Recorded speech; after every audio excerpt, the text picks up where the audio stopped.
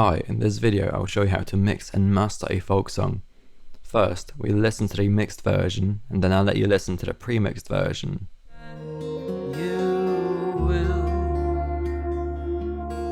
kindle the flame.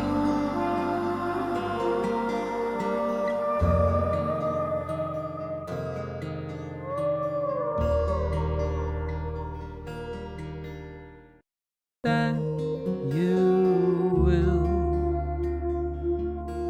kindle the flame.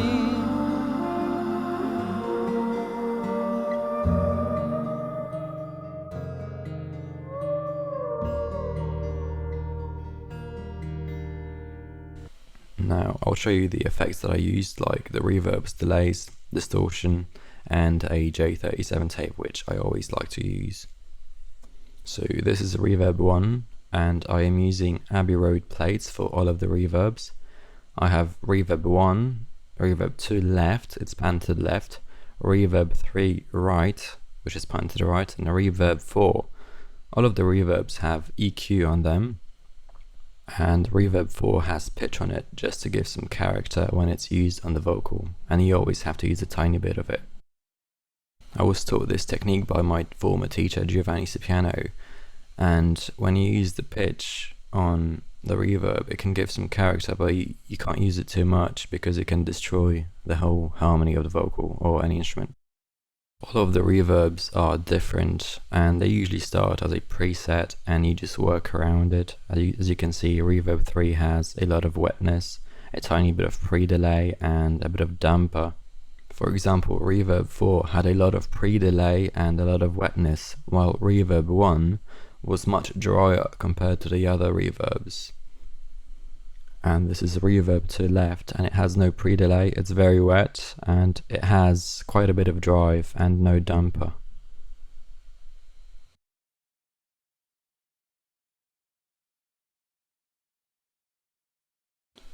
This is the J37 tape. I use it for a lot of things like saturation, delays, just give some character and warmth to the track. So this is the delay here. It started as a preset, I worked around it. It's a feedback delay, it has some saturation, flatter, wow. You can play around with the speed and the formula, it can really make a difference to how it sounds. This is the distortion, it's air distortion, it's a stock plugin. It's very simple to use. This is the guitar distortion. I also have a Vox distortion, which can bring out the vocal in your mix if you use it properly.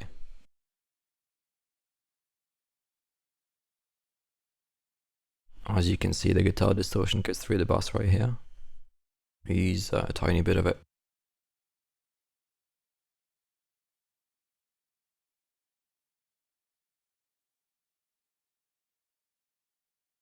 And you can see the Vox delay right here. Also use the J37 delay here. Add some saturation, flutter, and some delay obviously. 7.5 speed and 811 formula, and a bit of wow. And this is also going through the sender right here. A tiny bit, you don't want it too much. Just add a nice effect.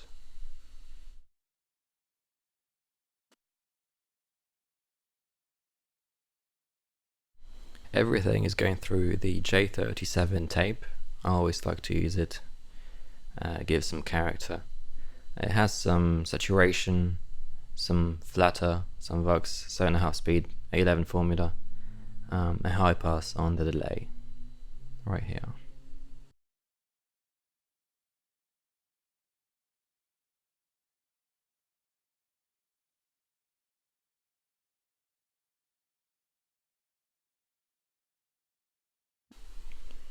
Everything is going through the J37 tape. All of the acoustic guitars, the bass, sometimes I put it on the individual channels, sometimes I put it on the bus channel. It depends. Sometimes I can have more control over it when I put it on the individual channel. You can see here on the guitar that's panned to the right has a lot more send going through to the J37. And the vocals also going through a J37 tape through the Vox bus.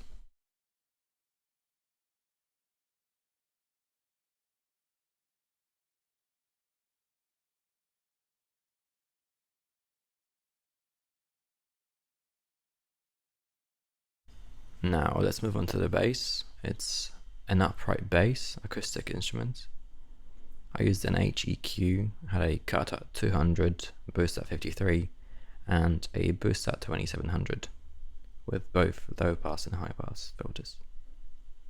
I used an API 2500 compressor from Waves. It's one of my favorites. Here I added some reverbs and delays, not too much. Let's have a listen with the effects on.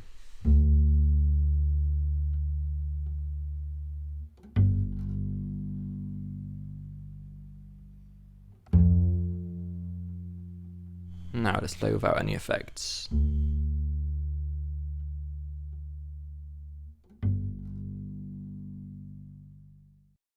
Now back with the effects on.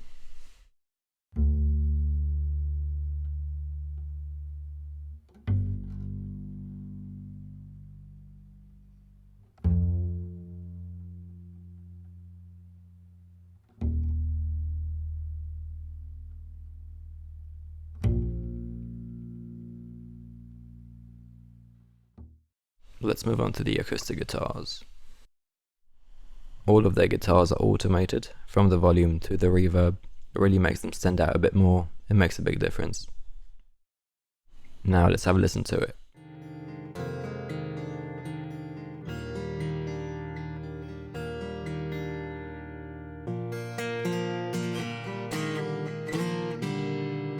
I use the API 2500 for the guitars as well.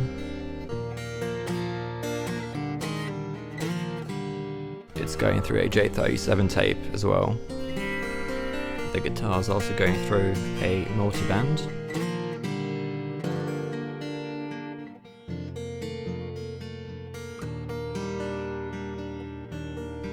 Now let's look at the electric guitars and you'll see that everything is also automated.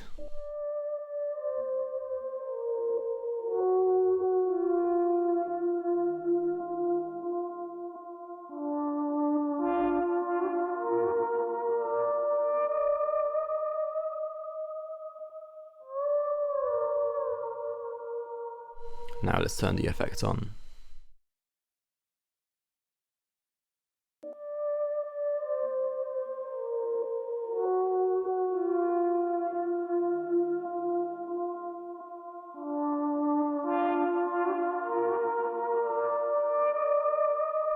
The guitars were already ambient, so I just wanted to use some subtle reverbs and delays.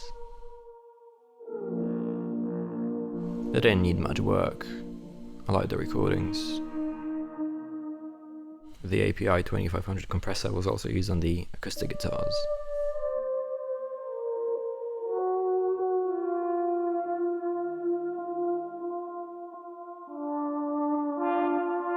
Just some subtle gain reduction. In the EQ I have both the high pass and the low pass, a cut at 366 and a boost at 1200.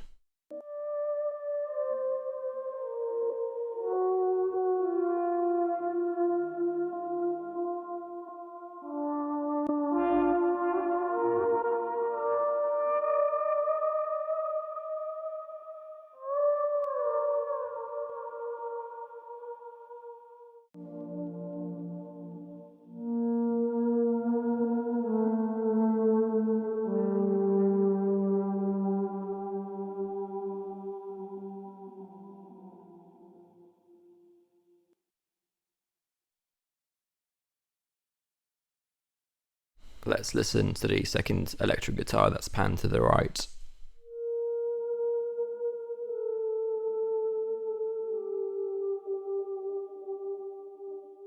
Now with the effects on.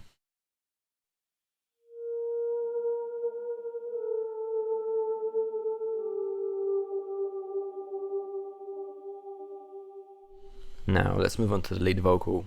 First I had to clean it up, it had some background noises that I had to get rid of, so I used the RX8. Let's listen to the lead vox without any effects on. Spin around another set of hands. It's not what you want. Now let's turn the effects back on. spin around. The reverb is noticeable, Another set of hands. as is the delay. It's not what you want. In the EQ, I have a high pass and a cut at 422 and a cut at 160. The frequencies at 422 or around 500 always bother me. For the compression, I use RVox from Waves.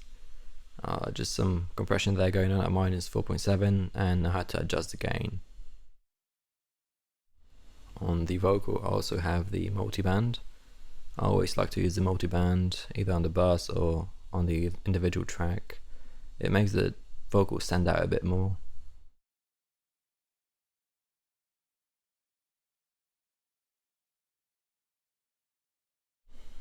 I used quite a bit of reverb, especially on the first one. Then I had the left and the right and the center as well.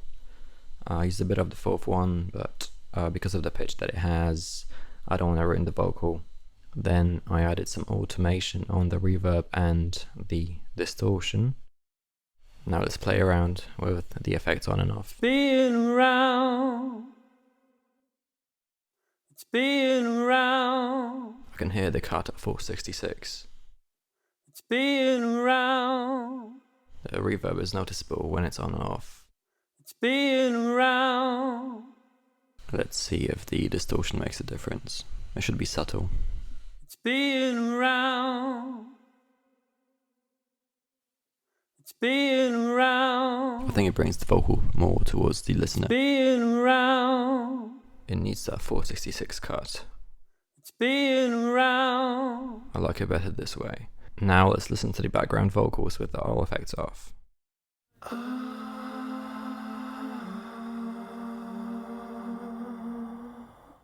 Effects on.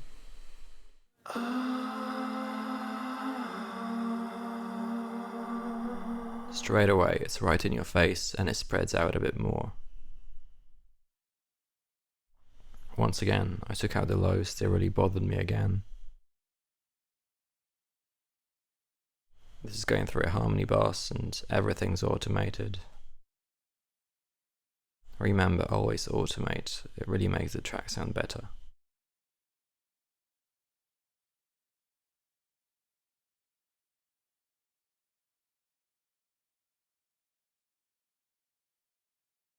Now let's listen to the falsetto harmonies in the latter part of the track with all effects off.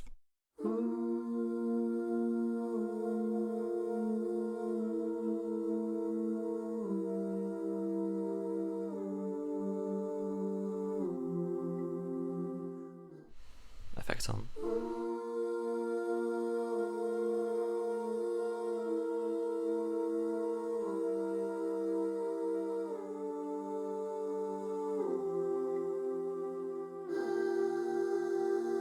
Now let's listen to this part of the track with all instruments on and all effects off.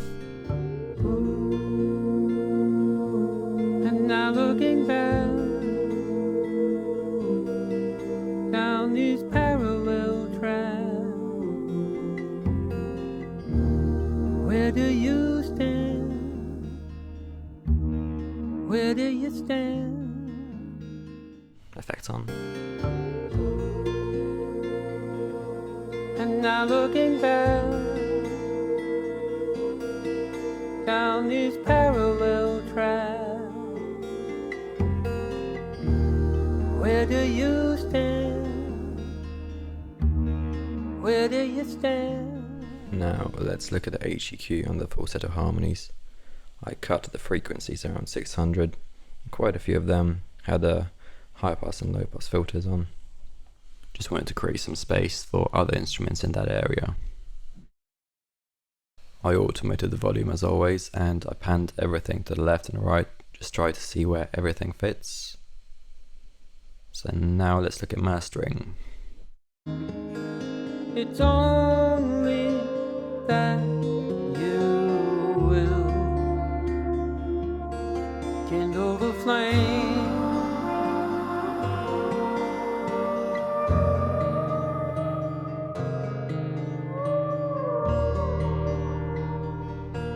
Now with mastering on.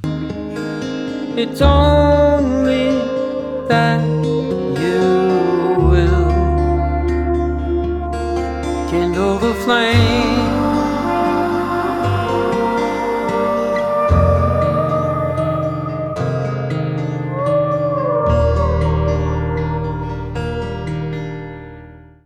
Now let's break down all effects used. I guess it's time.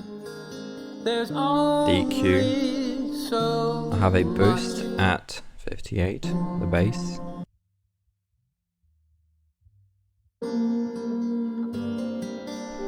There's a cut at 175 and 456. And I had a boost at 5900. These are the Yeah, I had a cut there and a boost here. Yeah, I didn't like the frequencies around 175. I always have a cut at around 200. these are the things. These are the things. This is a compressor. I always try to keep it around 3 dB. These are the things. I work on the attack, it's usually around 10 or 30. 30 just takes a bit longer for the compressor to work, and with this particular song I just felt like made it wider and tiny bit of makeup gain. This is the multi-band compressor, and I just wanted some frequencies to stick out a bit more in the mix. Just give some more clarity to certain instruments, especially the vocals and the guitars in this song, the main instruments. Use it a bit, not too much. I don't want to overdo it. Build it that way. It's being around. Another set. This is the Ozone imager. I have 4 bands. So the first band is the bass, the low frequencies, and I just don't want to use too much stereo there. The others, I played around with it. You know, it makes it wider, gives more clarity, but you don't want to overdo it.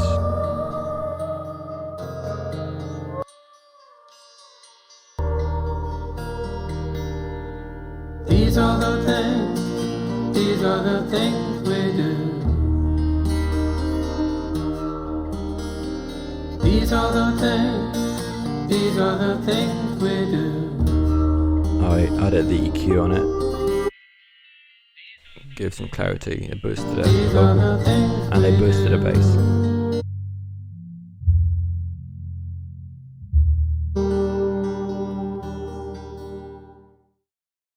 Made it go through the J37, just give some saturation and some character. It's very simple, some flats out, some well. I played around with the speed, I like it on 15. On 7.5, it felt like the guitars and the vocals are coming straight at me, and the 15 like makes it step it back a bit, and it's further back. For the formula I chose 888, the others felt like they were coming straight at me and felt a bit harsh, and 888 just kind of stayed back in the mix and felt wider.